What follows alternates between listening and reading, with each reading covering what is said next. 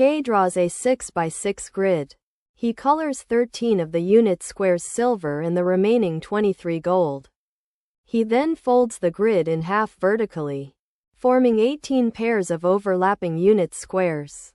Let little m and big M be the least and greatest possible numbers of gold on gold pairs. Pairs where both squares are gold. What is m plus m? You can pause here and solve the problem before seeing the solution.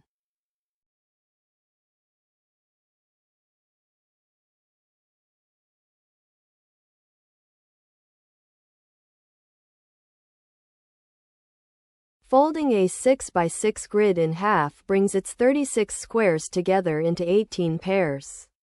A gold on gold pair is one where neither square is silver.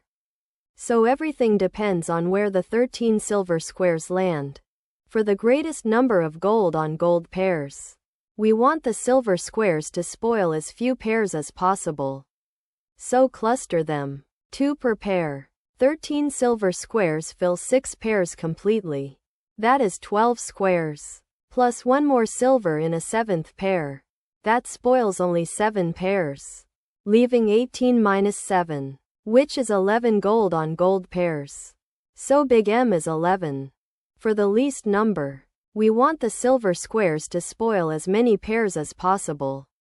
So spread them out. 1 silver per pair. 13 silver squares now spoil 13 different pairs.